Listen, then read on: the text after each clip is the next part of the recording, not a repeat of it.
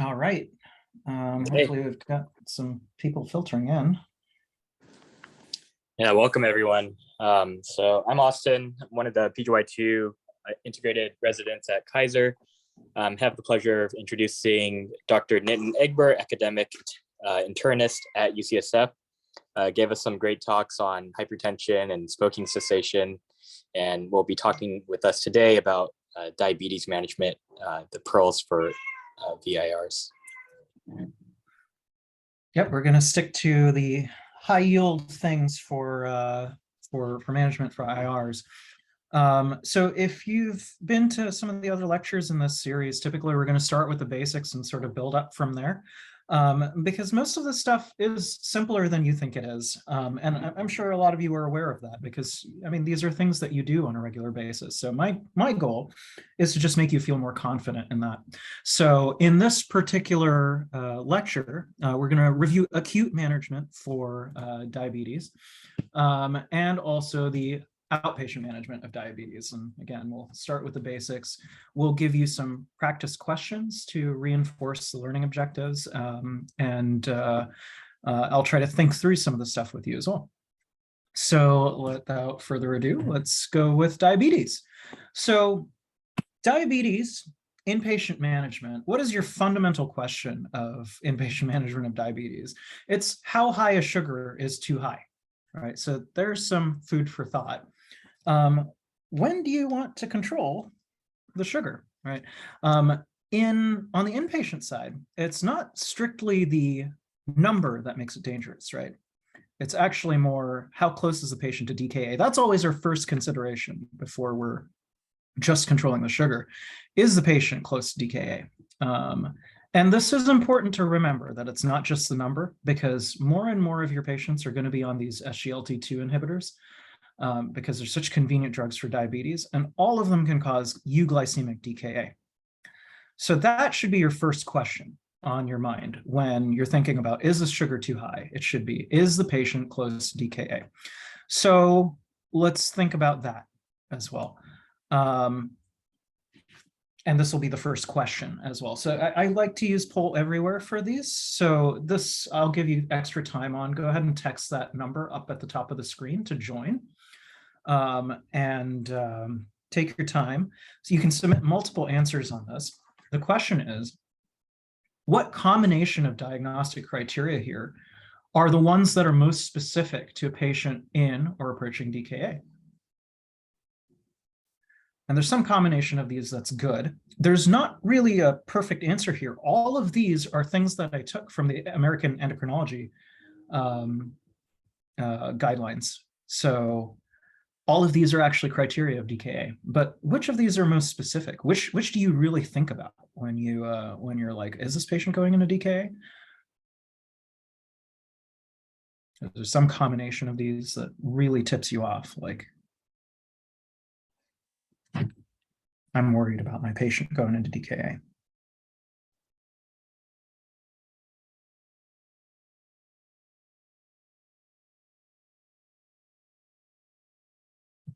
I'll give you about a minute to continue thinking about that. Remember, you can submit more than one response if you're chiming in here, because I'm asking for a combination of things.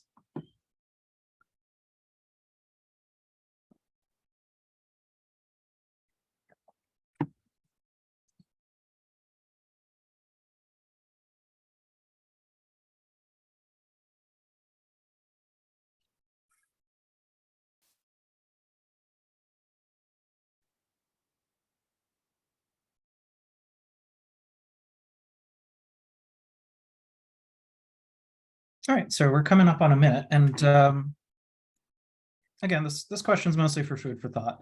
So good answers, yeah. So anion gap, big one, right? If your anion gap is elevated, there's something wrong to begin with, and if you see it along with missed insulin dose, if you see it along with elevated blood sugars, you're very likely to think DKA.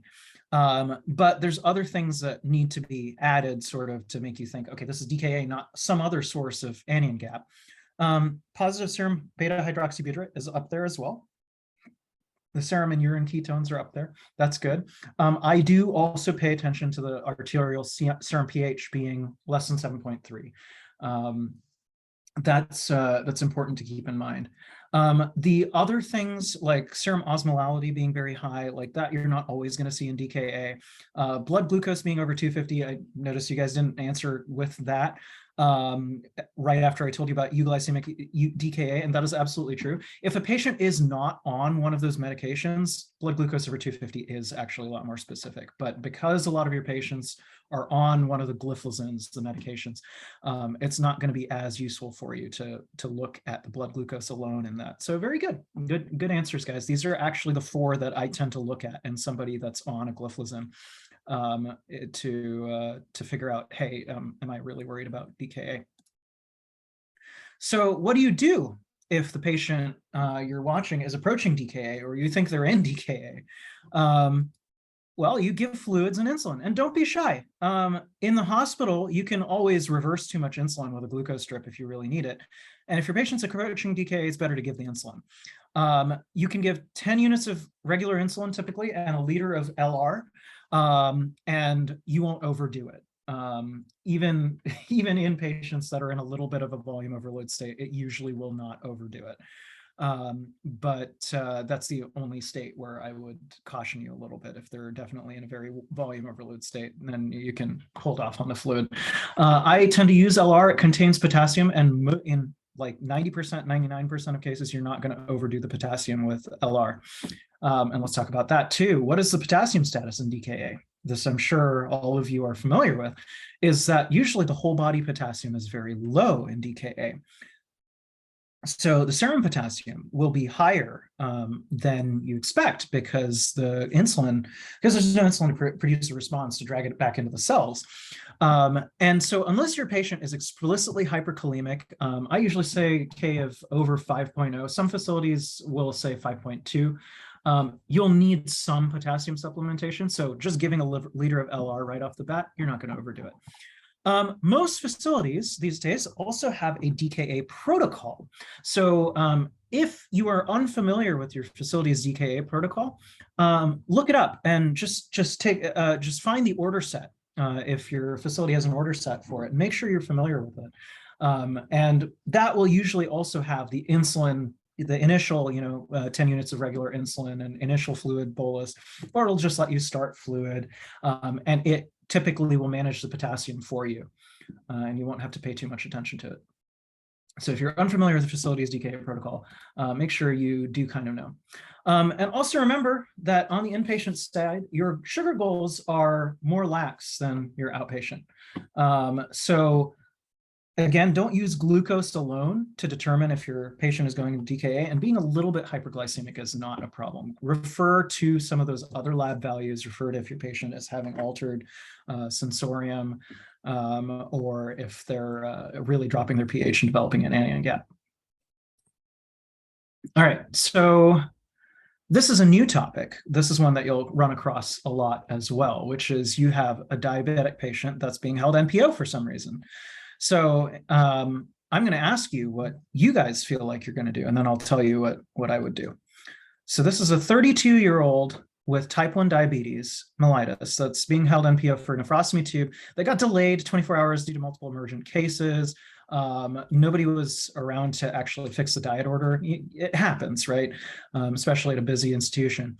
What is the most appropriate adjustment to long-acting insulin?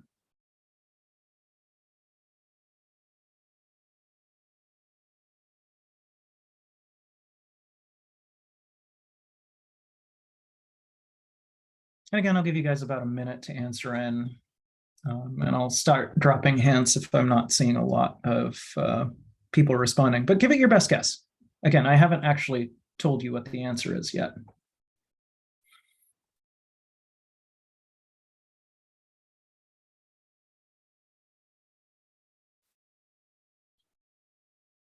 And your hint is, remember that it's okay for sugars to run a little bit high in patient.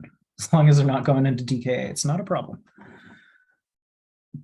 Your glucose goals are a little bit more lax.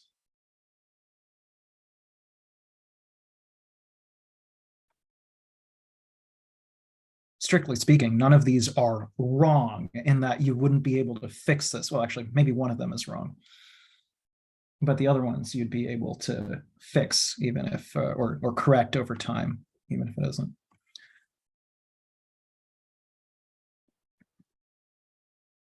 It's actually coming up on a little bit over a minute, and we got a couple of responses in here. So I'll go ahead and progress the slide and see what kind of answers we got.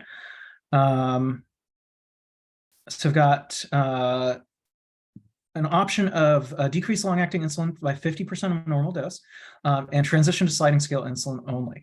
Okay, good answers. Again, like I said, the only wrong answer here really is hold insulin until the patient is receiving nutrition again, because that you're probably not going to catch up with. If you hold their insulin altogether, you're probably going to put them in DKA. But both of those are not wrong answers. My preferred, I will say, is actually question is B here: decrease long-acting insulin by 20% of normal dose. And 50% is not wrong. Again, remember, you can let them run high inpatient. Sliding scale insulin only is functional. Typically, you want to avoid that because you'll be chasing the glucose, right? Sliding scale main problem with it, I'm sure you've heard the phrase chasing the glucose all the time. But the main problem with sliding scale is that you're reacting to the glucose, right? You're not giving them the insulin before they need it. You're giving them after they need it. But again, in this case, it's not wrong. You could transition them to sliding scale. And then if you notice that they're needing a lot of it, you can give them a long acting, and that'll solve that problem. But in general, the rule of thumb is that you decrease it by 20%. So 10 to 20%. My rule of thumb is 20%. I go the full 20% because, again, you can let your patients run slightly high. And I typically will add a mild sliding scale just for the remainder, just cover it a little bit more. Yes, again, I'm just putting in a reminder that, again, glucoses can run higher than usual in the hospital. Okay, good. So those are the two big cases in outpatient, in inpatient side. I am going to cover some of the insulin dosing some more when we're on the outpatient side, and that will be useful for the inpatient side as well. But I just want to see if we've got any questions before we move on to that side. So if you have any questions about this so far, please feel free to ask.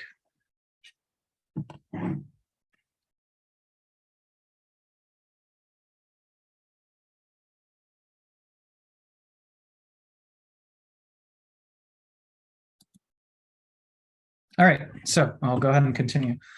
The main reason I've split this into inpatient and outpatient is because you guys are going to see a lot of these new medications, right? And I do want you guys to be familiar with them.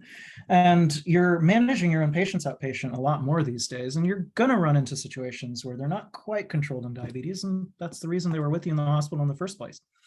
So let's start with the basics. Outpatient management. What is your target fasting glucose for outpatient management of diabetes?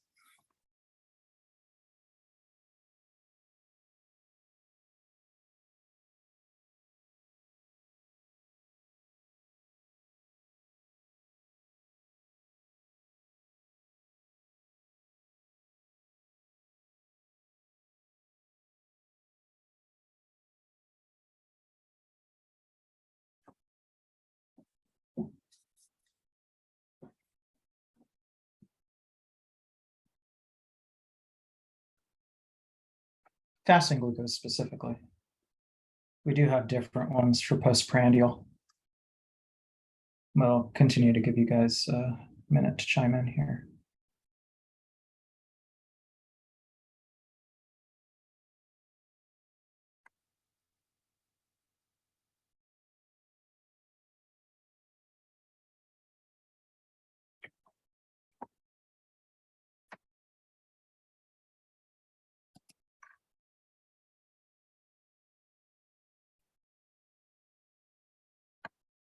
All right, this is what the answers look like so far. It's not closed yet in case any of you want to change your answer or look at things. Good answers, good change. That's correct. The actual outpatient goals are actually higher for diabetics than for normal people, right? 80 to 100 is a normal fasting glucose, but we don't control that low because we don't want to risk hypoglycemia. Hypoglycemia kills quick. hyperglycemia kills slowly. So we don't want to drop them too low. Typically, our goal is going to be 100 to 120 for fasting glucose. That's what we want. And so how are we achieving that goal? Oh, sorry, another question here. What is your target postprandial glucose? I mentioned this is different from the fasting glucose.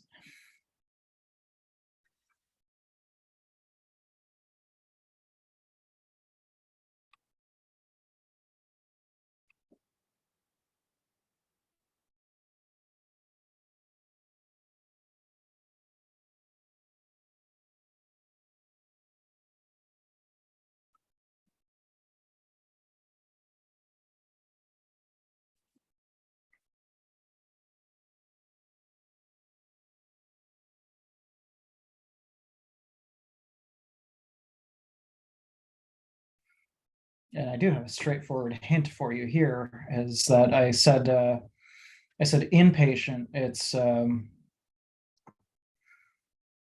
140, 140 to 180 is what I gave you. And I said that's about 20 points higher than what you run outpatient. So let's take a look at what our answers look like so far. 120 to 140, very good. 140 to 160, very good.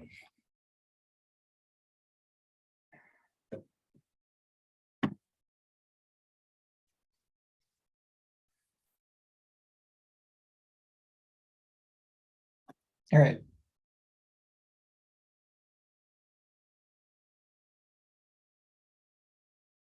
So for clarity's sake, for diabetics on the outpatient side, 100 to 120 fasting, and 140 to 160 for postprandial. So it's actually 140 to 160.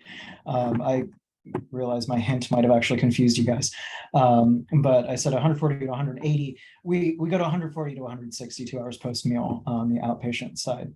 And the reason I asked you those two questions is because that's actually what you'll ask your patients, right? If you're managing your patient's diabetes, you're seeing them for clinic follow-up, and you know their A1C is like 8 or 9, 8.5, 9, and you're like, what can we improve? These are what you're going to ask your patients. You're going to say, what's your fasting glucose, and what's your glucose 2 hours post meal? And not all of your patients are going to keep track of that for you, but many of them will. And a lot of them have the continuous glucose monitors these days, so they'll actually be able to tell you. So now, why am I saying post meal? Don't we usually tell diabetics to check just before each meal and at bedtime? And the reason I'm saying post meal is because that's actually the number we're after.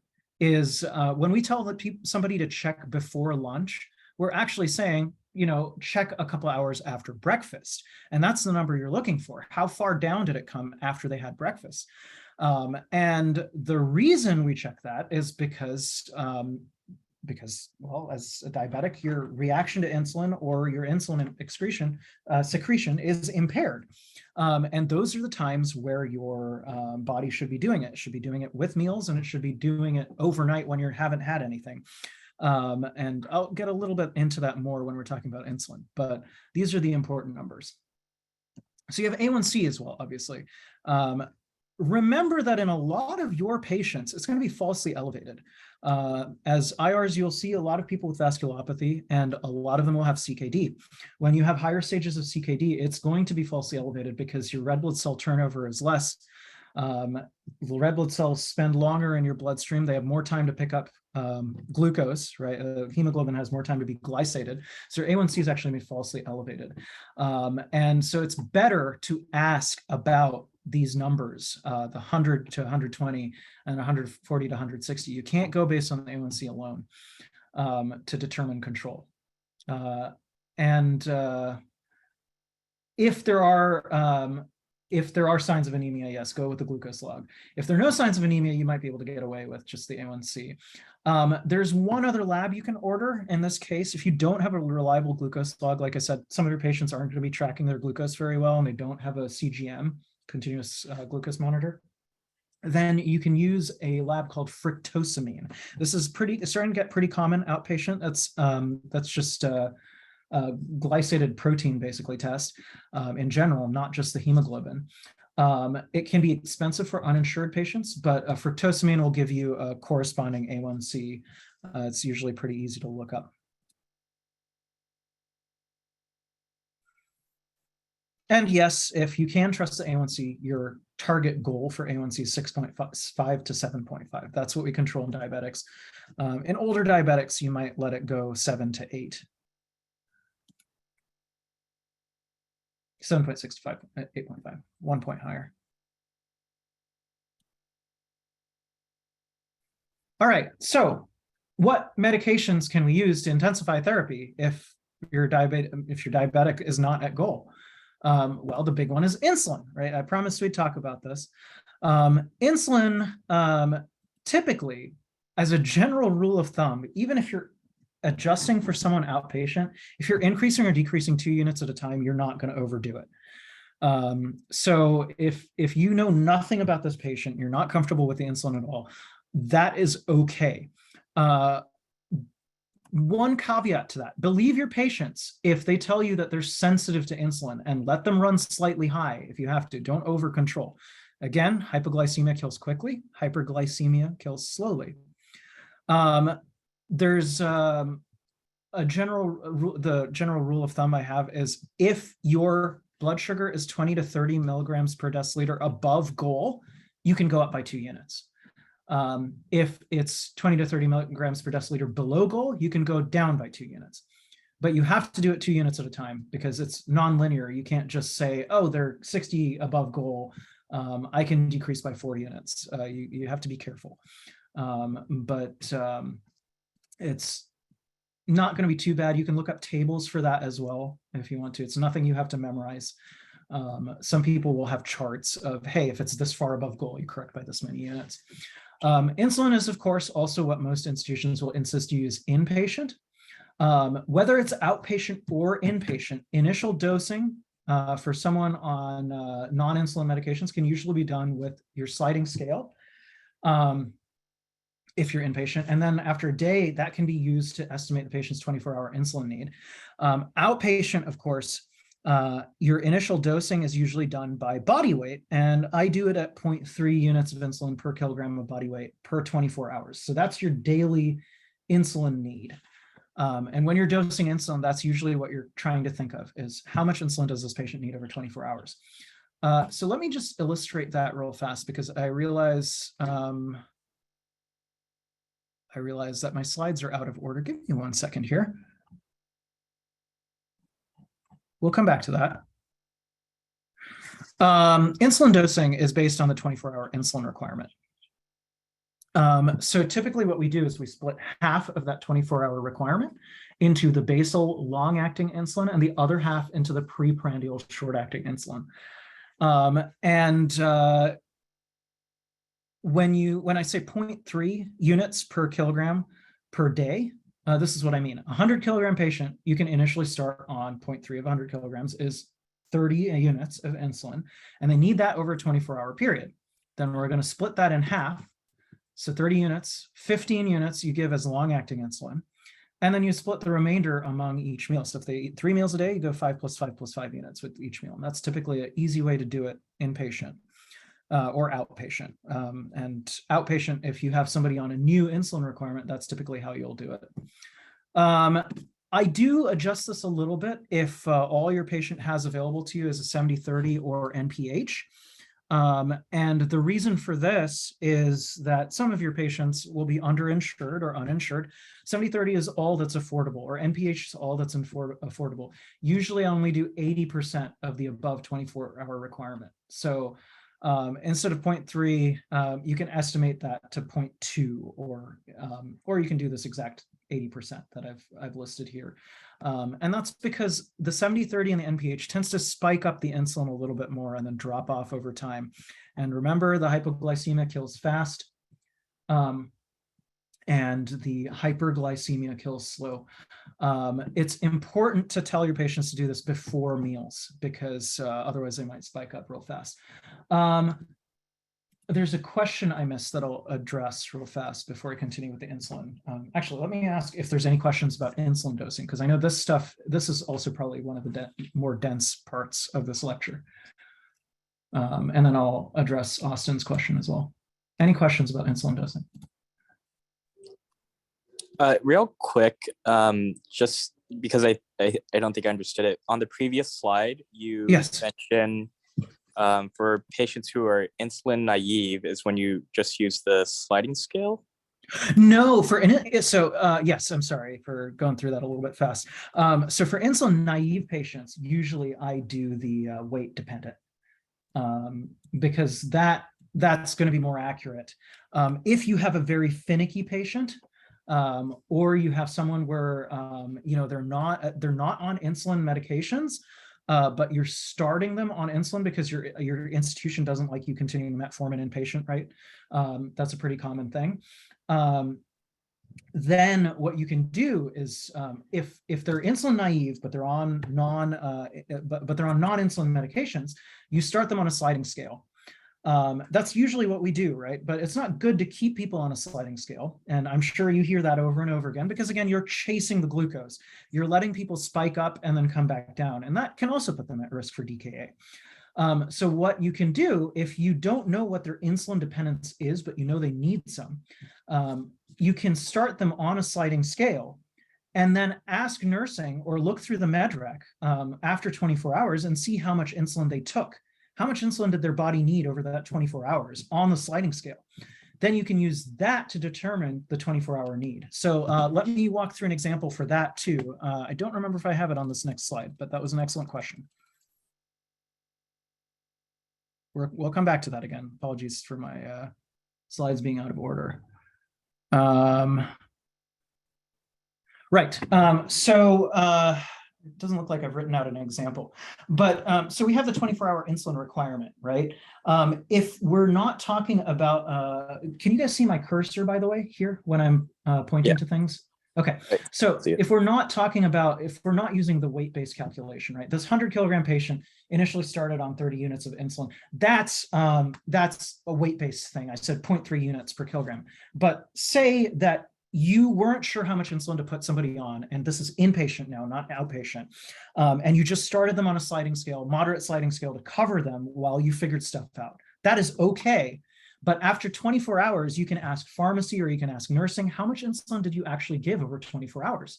And you might have a 100-kilogram patient and pharmacy will say, hey, you've dosed a total on the sliding scale of 28 units. And then you can say, okay, you know what? I'm going to stop the sliding scale for now. And I'm going to give half of that 28 units. I'm going to give 14 units as long acting. And then I'm going to give the rest of it split among meals, and 28 isn't neatly divisible by 3, but 27 is. So you can do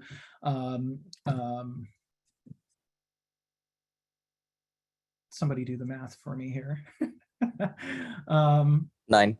9, thank you. And so you can do 9 and 9 and 9. Something's wrong there. What did I do? No, it's 14 because I split it in 2, right? 28 units over 24 hours. So 14 of it becomes long acting and the other 14 becomes short acting. So you'll split that 14 and 3, and let's go with 12. So then it'll be 4 and 4 and 4 basically. Does that make sense? Did I walk through that correctly? Yeah, that makes sense. Thank you. Okay. Yes. So there's nothing wrong. I'm sure you'll hear repeatedly, like, don't just start people blindly on sliding scale. If you're starting them on it and with the intent to just figure out what their insulin requirement is, there's nothing wrong with that. In inpatient too, if they're insulin naive, you can go with the weight-based dosing, but you'll find that some people are very sensitive to it. So I usually don't like doing that. I usually like starting with a moderate or a mild sliding scale and then seeing how much insulin they require. There's nothing wrong with that. The other question that came up over chat was, will anemia falsely elevate or decrease A1C? That is an interesting question. In CKD, most of the time it will falsely elevate A1C. And that's because the reason anemia messes with A1C is based on just how much time the red blood cells have in your bloodstream before they're recycled. to get glycated. That's what A1C is measuring, right? It's the hemoglobin that's been glycated just by being exposed to sugar over the 3 months that a normal human body takes to recycle a red blood cell in 90 days. If your red blood cell turnover is decreased, as it is in CKD, you're producing less, but you're holding on to more. Your red blood cells circulate for longer. They might circulate for 100 days or 120 days. So your A1C will be falsely elevated because it's gotten more time to glycate the hemoglobin. But that's not always the case in more of your complex patients. They might be iron deficient. They might have aspects of increased turnover because they're having blood cell breakdown that's increased. They have hypersplenia. Those patients, it will typically be falsely decreased. But the main takeaway point, I realize I'm explaining probably more than I need to here. The main takeaway point is that anemia, do not trust the A1C. Use a fructosamine or use your patient's glucose log. Did that make sense? Yeah, that's great. Thank you. Okay.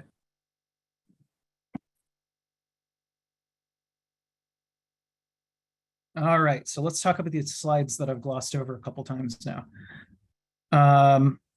All right, other medications that you can be used to intensify therapy for diabetes. There's the GLP-1 agonists. I do want to talk about these. These are new drugs and they're fantastic. I say new and they're almost a decade old at this point, but that's medicine for you. So one caveat is you can't use these simultaneously with the DPP-4 antagonists, another class that I'm going to talk about a little bit. And the reason we like these drugs so much is because in many cases, these are disease-modifying drugs for diabetes. They delay or reverse the progression of disease. And that is huge, right? Before this decade, we did not have medications that would do that. And we greatly prefer patients to be on these drugs. And even if you're seeing patients outpatient that are not on one of these, you should consider starting them. A lot of these have multiple dosings. You can look up the dosing to see if your patient is on max dose. And you can intensify therapy yourself if they're not on max dose, if they're not controlled, and it was somebody else who started them on the medication, you can do it yourself. If they've been on a lower dose for a month, typically we only adjust every month. But you can intensify the therapy yourself. And typically it's available on the manufacturer's website, how to do that. So here are some of the common ones. Dulaglutide, that's Trulicity, semaglutide, liraglutide, exenatide, and lixisenatide. These are, for the large part, they're once a week injections, with one exception, which is Rybelsus. Rybelsus is a once daily oral GLP-1 agonist, and we love it because a lot of our patients are scared of taking injections, right? Or they don't like it. So that's something to feel free to offer your patients outpatient, actually, if they're not already on it, because it, again, disease-modifying drug, and I would love it if all doctors knew that you can start one of these medications for your uncontrolled diabetes. Other great class of medications. These are the first two I want to cover beyond insulin. The SGLT2 antagonists, the gliflozins. We talked about this a little bit, right? Because they can mask DKA, they can make you euglycemic. And the reason for that is because they inhibit the sodium glucose cotransporter, right? They make you pee out the sugar. Because of that, they come with a risk of UTI or genital infections. It's got a black box warning for fourth gangrene. I've actually never seen it. The UTI, on the other hand, relatively frequent. So do warn your patient that, hey, this can come with increased risk of UTI. If they're already high risk for UTIs or they have a history of recurrent UTIs or genital infections, you might want to shy away from this one. These ones also have multiple dosing. If you get a patient with one of the gliflozins, don't shy away from it. It's just something that you can look up and see. Are they on max dose? Are they not on max dose? Can I dose them up? And you can do it yourself. It's not a big deal. There's one more question that came in here, actually. And I'll answer that one in a bit, actually. Let's keep going on with this. the GLP-1 agonists and the SGLT2 antagonists are associated with massive cardiovascular benefit. I apologize, I think you guys can see this chat stuff too, so I'm covering up my own presentation here. So that's the other reason we love these. And that's the other reason I'd like you guys to be familiar with these, because most of your patients are here for vascular issues.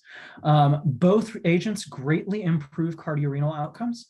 The benefit/risk is uncertain for PAD in SGLT2 antagonists. So preference for the GLP-1 agonists over those. Again, those are the glutides. Everything that ends in glutide are the GLP-1 agonists. SGLT2 antagonists are associated with reductions in weight and blood pressure, but they might increase risk of amputation. So in your PAD patients, that especially ones that you think you're trying to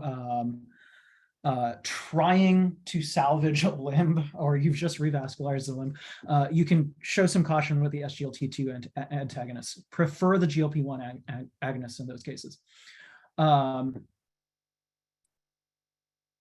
GLP-1 agonists are also associated with a lower risk of PAD and stroke compared to SGLT2 antagonists. So they're superior in terms of cardiovascular benefit. So that's also one of the reasons to prefer those. Okay. Questions on these, if you have any, and think of some questions, put them in chat. I'm going to answer some of the other questions in the meantime here. Lisa asks, what's insurance coverage like for GLP agonists? I remember some issues getting it covered for patients 2 years ago, namely Trulicity. Insurance coverage is a pain in the half still, but it's better because these are starting to become the preferred drugs, and they're starting to be like first line from some guidelines. So as long as your patient is insured, there should be at least one GLP-1 agonist that is covered by insurance. Usually there's a list of preferred ones. Trulicity is actually one of the common ones in terms of getting it covered. The other ones, the semaglutide, that would be Ozempic and Rybelsus, are also more preferred by insurance companies, at least as of last quarter. Technically, it can change every quarter. But most insurance companies have it up on their website too. So if you're ever confused, you can either ask your patient to look it up, or ask office staff to look it up, or look it up yourself. And you can figure that out. One other question here, which was curious, why does overall RBC count affect A1C if A1C is a percentage? Is it because of decreased RBC turnover? That's correct. It's because it's the turnover that affects it. A1C is a percentage of the hemoglobin, right? So the more time, and it's a statistical process. It's a reaction. Just over time, some of your hemoglobin is converted to glycated hemoglobin.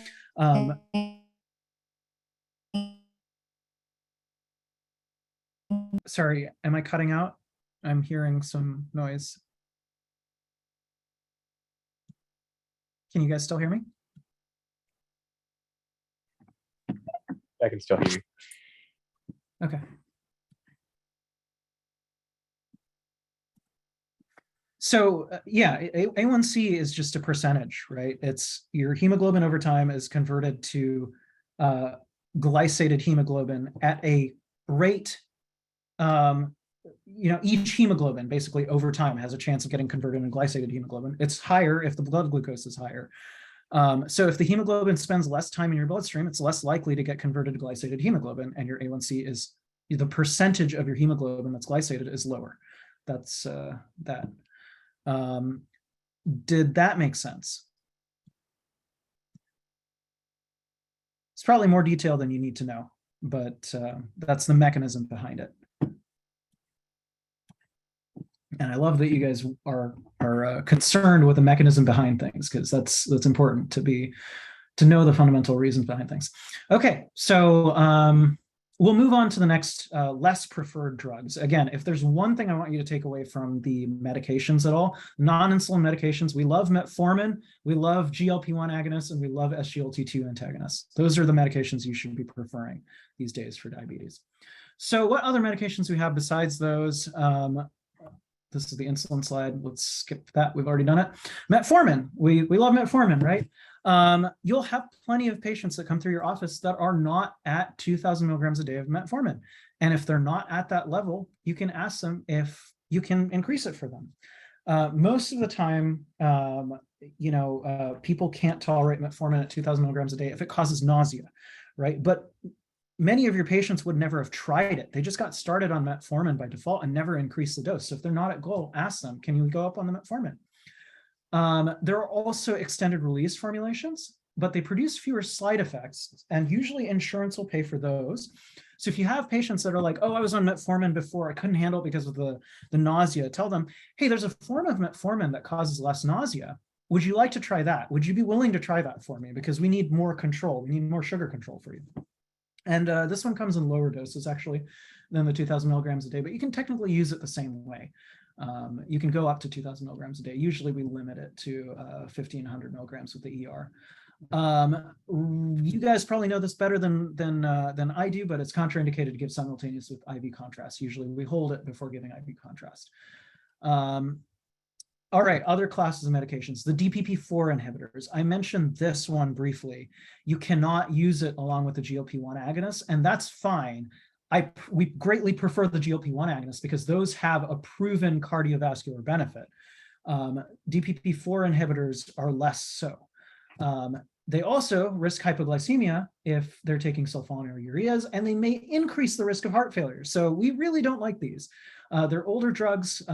You might still run into patients on them. If you see patients on a gliptin, right, like sitagliptin or something, ask them if they'd be willing to switch to a GLP-1 agonist, something that decreases the risk of heart failure instead of increasing it.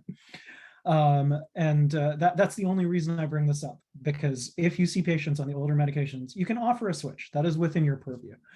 Sulfonylureas and meglinotides, if at all possible, please switch your patients off these things like Amaryl. I forget what the generic name of that is, but sulfonylureas, they both cause a risk of hypoglycemia, and they also potentially accelerate the progression of diabetes. So it's the opposite of the GLP-1 agonists and the incretin mimetics and the SGLT2 inhibitors. They actually accelerate the progression of diabetes. Theory behind that is that they tax the pancreas because they force it to excrete more insulin. If at all possible, do not keep patients on those drugs. All right, any questions so far? Otherwise, I'm going to move on. Okay, one question from Lisa. I missed it. Did you happen to answer what is the mechanism for SGLT2 inhibitors possibly increasing amputation risk? If already answered, no need to answer again. I don't actually know the answer to that question, Lisa. I just know that it is potentially there. The theory behind most of they do have vasoactivity, what is the word I'm looking for? They do have activity on the blood vessels outside of just making you pee out sugar. That's part of the reason they help with heart failure. They have both vasodilatory effects and they have certain vasoconstrictive effects on other places. So the thought is just that they might induce a steal or they might reduce the blood flow. But I don't think there's any studies on that actually looking into that. But that's all I'm aware of for that. Yeah, we don't know why they help with heart failure, and we don't know why they decrease the risk of a lot of the things. But that's also probably why they have an effect on the PAD. Any other questions? Otherwise, we're going to hop into some questions that you guys have to answer.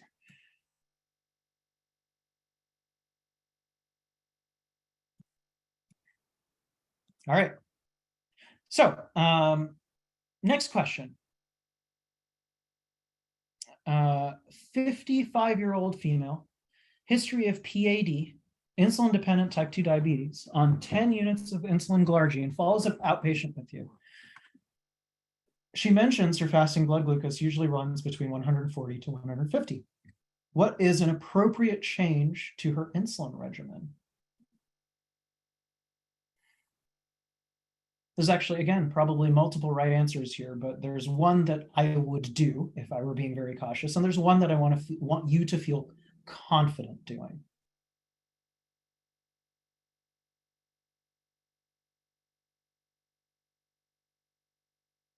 I'll give you about a minute to think about that.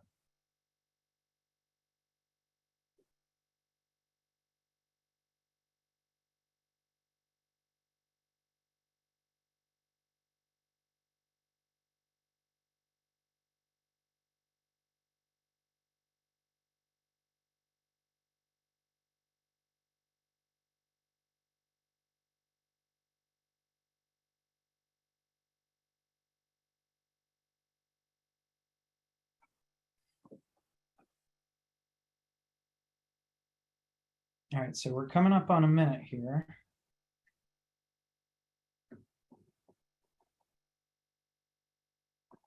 Your hint is just remember that hypoglycemia kills quick and hyperglycemia kills slow. So if you're taking it cautious, I will not fault you no matter what you do.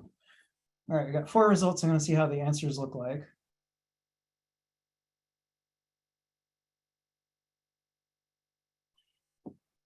All right, got most people voting in for increase by 2 units and 1 person voting for increase by 1 unit. And that's actually very good. I wouldn't say either of those answers is wrong. I would probably increase by 2 units and just see how she's doing. One other trick I will point out for insulin adjustment is pay attention to the proportional change, right? This person is only on 10 units of insulin. So you don't want to go up by like 4 units or 5 units at a time, right? You might think that, hey, we actually want to drop her by more than 20 to 30 points, and increasing by 2 units is only going to drop her by 20 to 30 at most, right? But that's not actually true. She's only on 10 units. So you're increasing her insulin by 20% just by increasing it by 2. So it's best to just do 2 units at a time if you're unsure. You can also look up a table of just insulin adjustment per time. I think that is actually the last question I had for you guys. Are there parts of this that you would like me to review or explain in a different way? Because I know this is one of the denser lectures. It's also one of the high yield lectures. Or any other questions on adjacent topics or anything else that you'd like me to talk about? Because we still have about 13 minutes, I think, left in our time slot. I think I went through this a little bit faster than the last time I gave this lecture.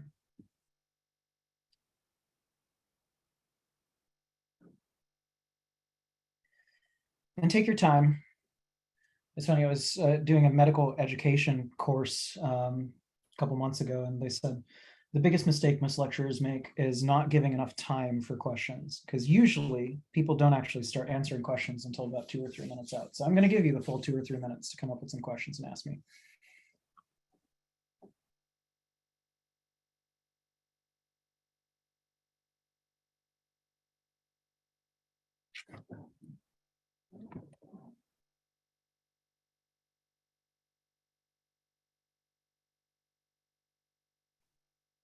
It's also okay not to have any questions because I know I answered a lot of them during the lecture.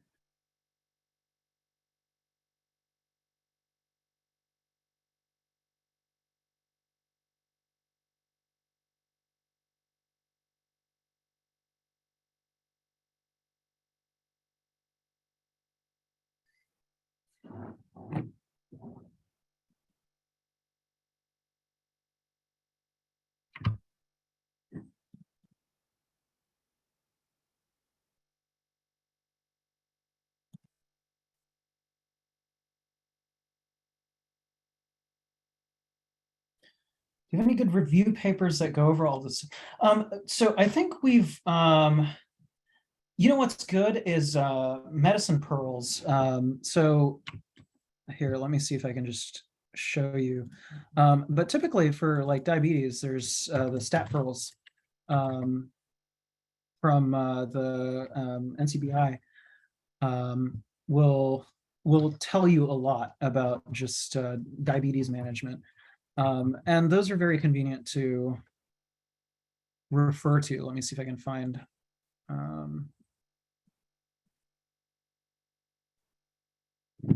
these things. If you're not aware of these, outside of like UpToDate, for instance, these are very good summaries of things that are going on.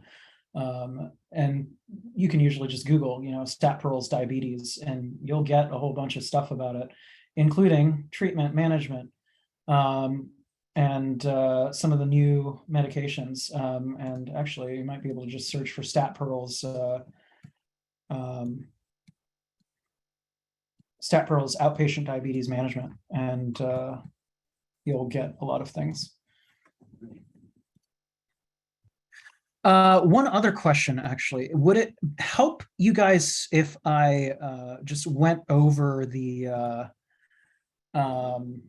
insulin dosing again? Because it occurs to me I might have done it a little bit out of order, didn't have the slides perfectly in there. If it would, I can go over it one more time with my virtual whiteboard here. But if not, we'll call it a day.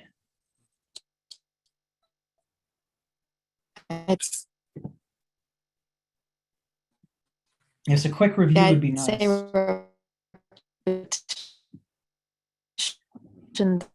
Does always help.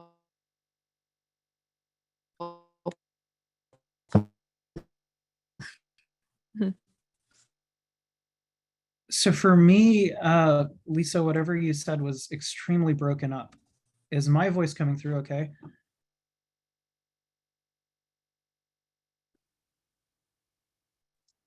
Yeah, I can hear you okay. Okay. I'm having trouble hearing Lisa as well. Okay. I'm sorry about your internet, Lisa. Okay, got it. So let's just go through a couple of use cases here then, basically. So say we've got a 39-year-old male. Actually, maybe I should just do this on a notepad and it'll be easier for you guys to read.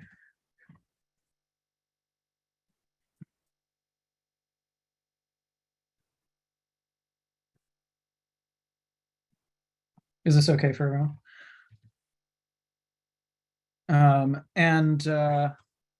Maybe it's a new insulin requirement. It's a new insulin requirement. And this is outpatient. We don't know how much insulin this person needs. We know they just got diagnosed with type 1 diabetes. How's that?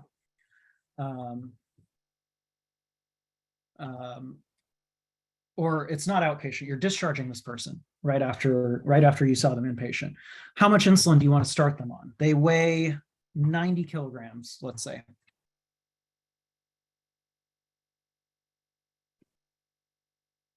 Any thoughts on that? You can either put it in chat or in your question and answer. So this, again, is that 0.3 units, right? If you're just going weight-based, it's 0.3 units. So 0.3 of 90 is going to be 27, which you can use a calculator for. And that is going to be their 24-hour insulin need.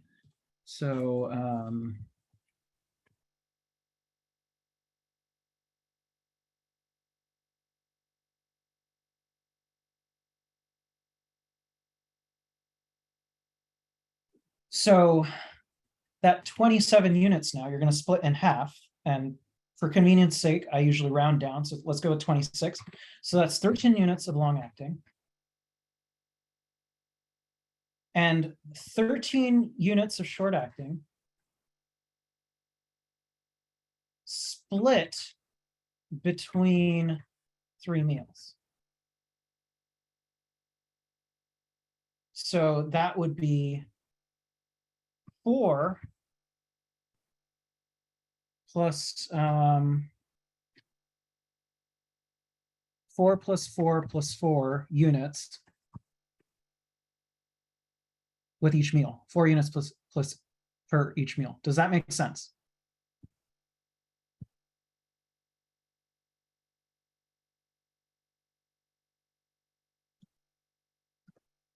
And we'll just briefly go over the other use case I gave you, where it's you have a 42-year-old type 2 diabetic that's normally on metformin,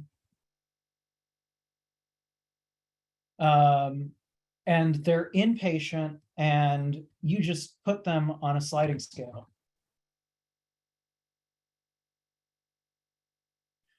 But quality control comes by and tells you, hey, we don't like just leaving patients on sliding scales. It's bad management for diabetes. What do you do? Well, in this case, you call up the nurse and they tell you, hey, over the last 24 hours, we've given this patient 32 units from sliding scale. After that, it's actually the exact same calculation, right? 32 units is your patient's 24-hour insulin need. So you're going to break that up, half and half, 16 plus 16. And 16 of that is long acting, and the other 16 is short acting, split among 3 meals. And so I would probably turn that into 5, 5, and 5.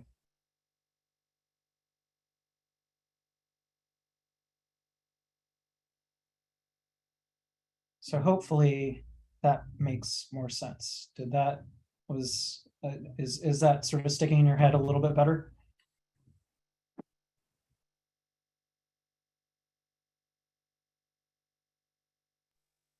Yeah, that's helpful.